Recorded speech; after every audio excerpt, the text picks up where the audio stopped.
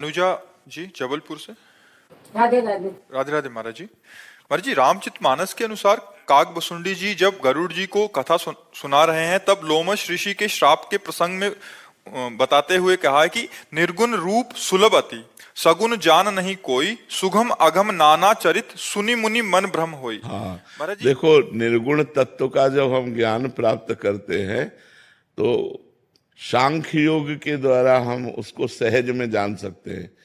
लेकिन जो सगुण रूप में अब रो रहे हैं, हे खग हे मृग हे मधुकर श्रेणी, तुम देखी सीता मृग नैनी, अब मोह नहीं हो जाएगा? देखो, सती जी को मोह हो गया जब भगवान श्री राम ऐसा पुकार करके कह रहे थे, हे खग हे मृग हे मधुकर श्रेणी, तुम देखी सीता मृग नैनी। तो भवानी जी के मन में आया कि दशरथ पुत्र राजकुमार है। उसी समय भगवान शंकर ने जय सच्चिदानंद परम धाम की जय। ये कैसे हो सकता है? भगवान शिव प्रणाम कर रहे हैं, जय सच्चिदानंद परम धाम, सच्चिद आनंद परम धाम स्वरूप। अगर ये परम धाम स्वरूप है तो जैसे शिव सर्वज्ञ वैसे सर्वज्ञ होने चाहिए।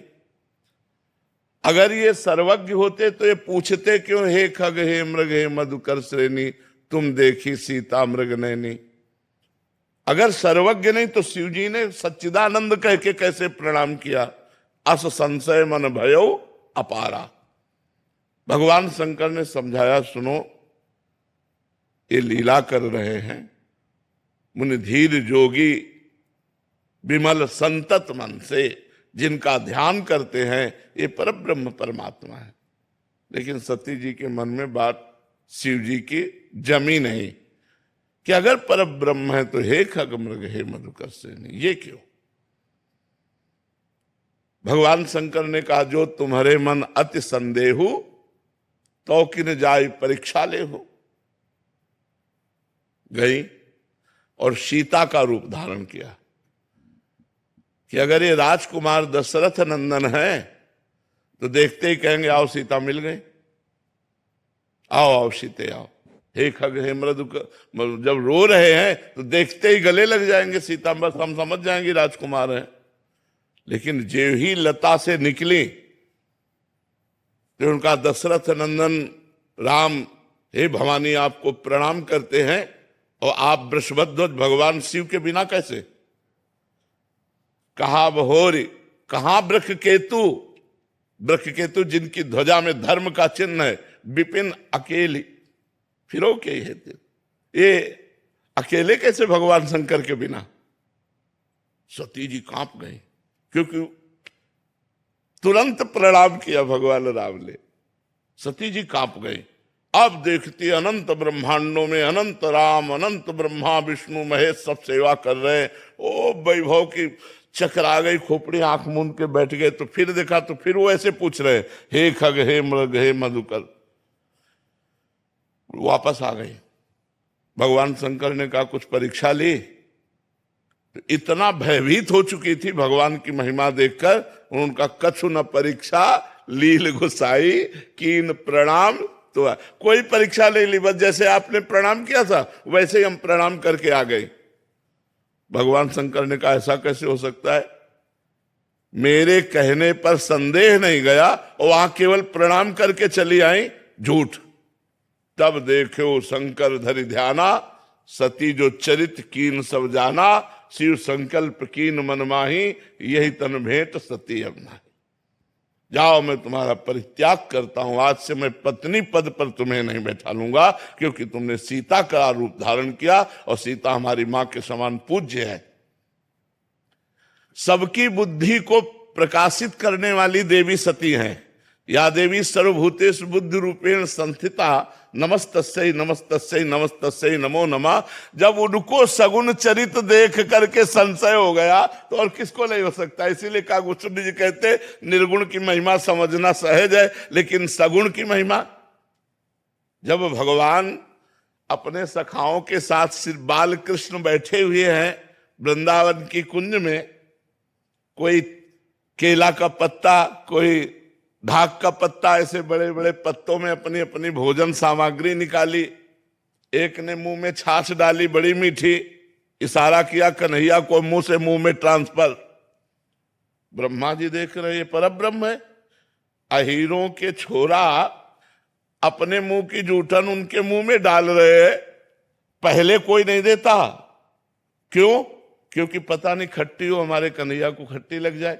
पहले स्वयं दाल भात, हाँ बढ़िया, अब वो अंदर जाएगा नहीं, अब वो कन्हैया के मुख में जाएगा। भगवान भाव के भूखे है ना, जैसे सबरी जी के बेर, तो भगवान सखाओं का उच्छिष्ट पा रहे हैं।